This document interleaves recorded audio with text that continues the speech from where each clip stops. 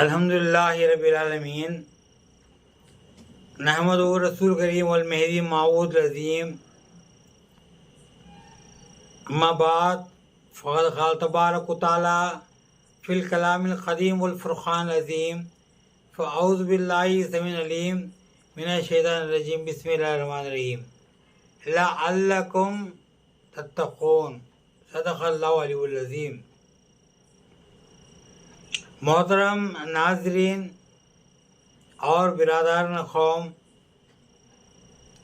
अस्सलाम वालेकुम व रहमतुल्लाहि व बरकातुहू। ए नाचीज़ बंदा आप लोगों की दुआ बरकत से और जो अल्लाह के बारगाह में इल्तिजा करने से आप लोगों के सामने दोबारा मुखातिब हुआ है। एक तवील मुद्दत के बाद दोबारा अल्लाह आप लोगों को सेहत और जिस तरह मेरे लिए दुआ करे अल्लाह ताला जिस तरह वो कबूल किया, इसी तरह अल्लाह ताला आप सब लोगों को जो है, मेरे भाइयों को, नौजवान कौम को और माँ बहनों को मेरा जो शुक्रिया अदा करने के साथ साथ अल्लाह से दुआ करता हूँ अल्लाह ताला आपको भी तंदुरुस्ती अता फरमाए। आए देखते हैं कि आज मैं एक जुमला आपके सामने रखा था, लअल्लकुम तत्तक़ून, यानी कि ताकि तुम परहेज़गार बन जाओ। तो आए अज़ान मोहतरम, रमज़ान का महीना आ गया है, कल या परसों से शुरू होने वाला है। तो रमज़ान का महीना जब आते वक्त हमारे ये आयत का एक छोटा टुकड़ा था, वो लअल्लकुम तत्तक़ून, ये हमारे को बार बार याद करना चाहिए। लअल्लकुम तत्तक़ून से माना ताकि तुम परहेज़गार बन जाओ। आए देखते हैं कि परहेज़गार कैसा बने, परहेज़गार से मतलब क्या। तो अज़ान मोहतरम, रोज़ा वो चीज़ का नाम नहीं है कि सुबह से शाम तक भूखा पड़े। रोज़ा वो चीज़ का नाम है अल्लाह के लिए अपने आप कुर्बान करें, नफ्सानी कुर्बानी करें, नफ्स को कुर्बान करें, नफ्स को अपने जो है कंट्रोल में लाए। उसके लिए परहेज़ करना ज़रूरी है। इसलिए अल्लाह कहा लअल्लकुम तत्तक़ून, क्योंकि रोज़ा अल्लाह ताला के लिए रखते हैं, अल्लाह के लिए ख़ास है वो, और उसका अजर खुद अल्लाह फरमाता है, उसका अजर मैं खुद दूंगा, मैं वो अजर जो है तुमको खुद दूंगा मैं। तो इससे ज़रूरी हमें याद करना कि रोज़े की अहमियत क्या है बोल के। तो आया अज़ान मोहतरम, तो परहेज़ किस तरह किया जाए। परहेज़ करा तो कहते हैं कि आजकल डॉक्टरों के पास जाके बोलते हैं तो बीमारी के लिए परहेज़ होता है, ये चीज़ नहीं खाना, वो चीज़ नहीं खाना, वो नहीं छीना, ऐसा नहीं करना, ये चीज़ें करे तो चीज़ों से परहेज़ करे तो तुम्हारे को सेहत मिलेगी। लेकिन यहाँ रोज़ा कबूल होना है तो हमें परहेज़ करना है। कौन चीज़ की परहेज़? अल्लाह ताला हमारे को जिस्म की हर आज़ाद दिया है, जैसे कि ज़बान से अच्छी बोल निकालना, बुरे बातों से परहेज़ करना। और अल्लाह हमको कान दिया है, कान से अच्छे कलाम सुनना, बुरे गीबत जैसे चीज़ों को, गालियों से हमारे कान को बाज रखना, परहेज़ रखना। आँख दिया है, आँख का रोज़ा भी है ये, तो आँख को हमें अल्लाह ताला बेहयाई चीज़ों से दूर रखे और बेशरम चीज़ों से दूर रखे।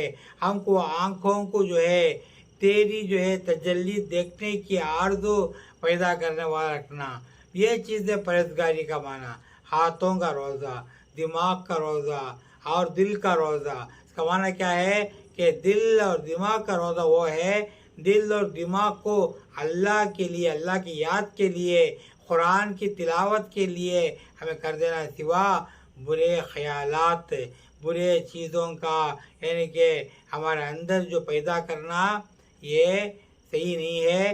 ये चीज़ों से परहेज़ करना, इसलिए अल्लाह बोला लअल्लकुम तत्तक़ून, लअल्लकुम तत्तक़ून, ताकि तुम परहेज़गार बन जाओ।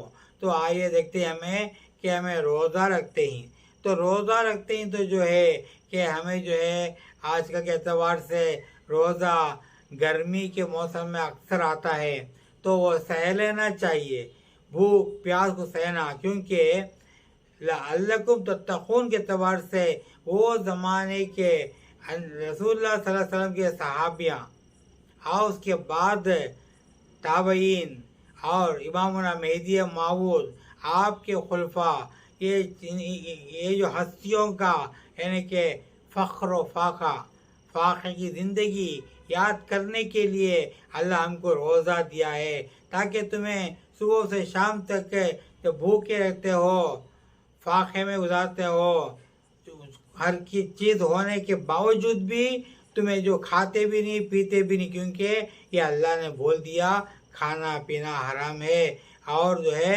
हमें रोज़ा रखते ही तो वो ज़माने के वो जो लोगों की भूख प्यास, वो लोगों का यानी कि जो है फ़ख्र व फाक़ा, वो चीज़ों को याद करने के लिए अल्लाह तबारक व तआला हमको जो है परहेज़गार बनाने के लिए ये रोज़ा दिया है, ताकि हम याद करें कि वो लोग कैसा बिताते होंगे।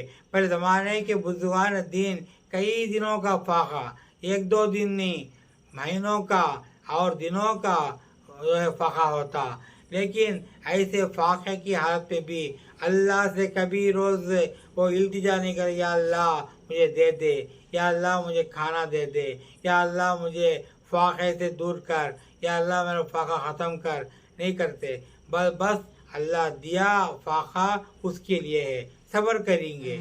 ये चीज़ था, ये सब्र करने का महीना है, और जो है ये चीज़ से हमको सब्र भी पैदा होती है।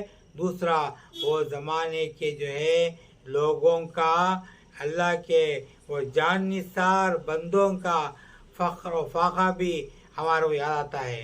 अगर याद करके रोज़ा रखेंगे तो उसका जो हमारे को जो है रोज़े का अजर और भी बढ़ेगा और हमारा क़ुव्वत पैदा होंगी। आइए देखते हैं ज़रा मोहतरम। और दूसरी बात है कि जो है दिल और दिमाग का रोज़ा। तो दिल का रोज़ा क्या है? दिल में हर वक्त खुदा की याद से भरपूर रखना हमें।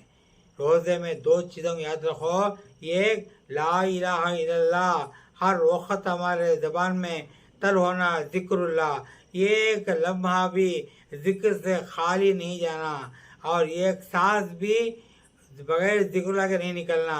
अगर निकलेगी हुज़ूर सल्लल्लाहु अलैहि वसल्लम के इरशाद के मुताबिक, इमामुना मेहदी माऊद के नक़लियात के मुताबिक जो है, नक़ल के एतबार से वो सांस मुर्दा है।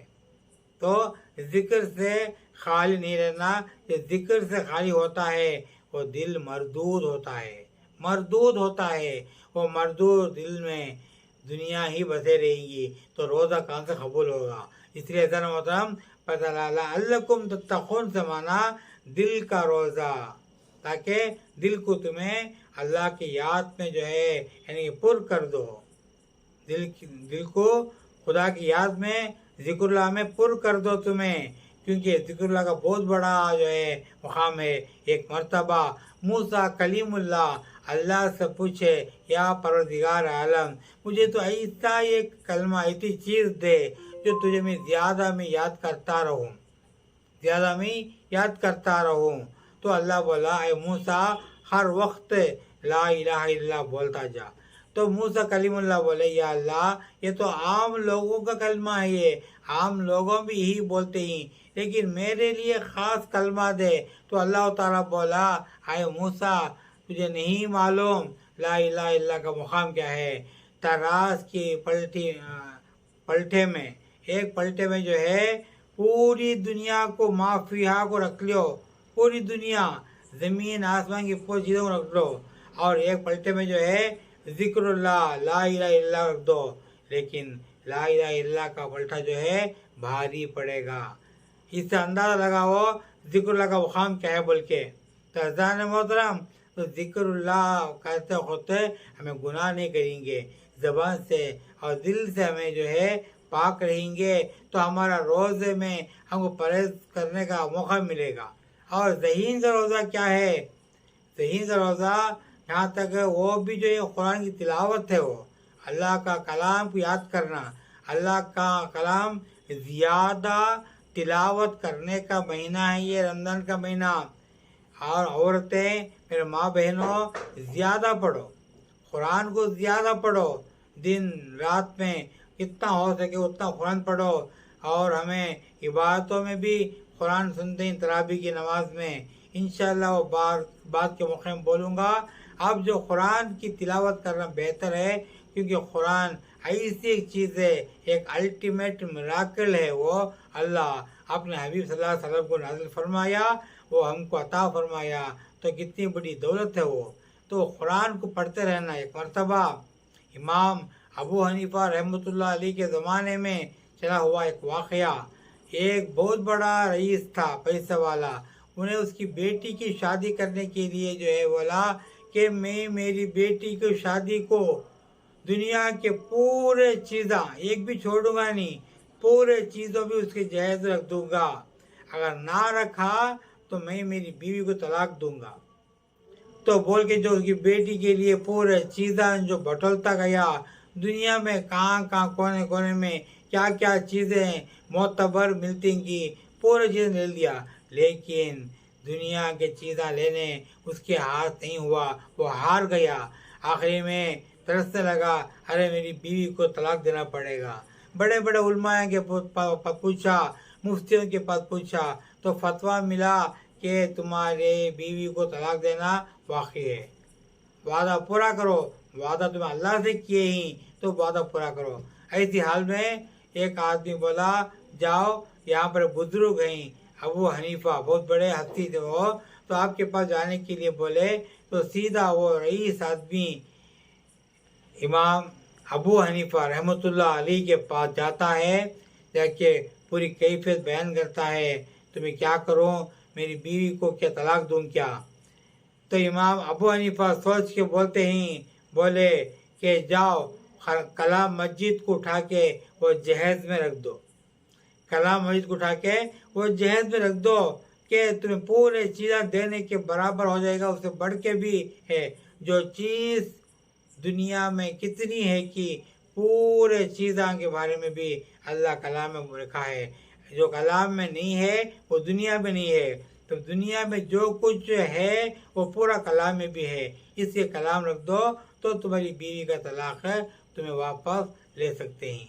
खुश हो गया। इससे अंदाज़ा लगा वो कलामुल्लाह की तिलावत और कलाम की अहमियत क्या है बोल के। तो हमें हमेशा कलाम पढ़ते रहना और अल्लाह से इल्तिजा करते रहना।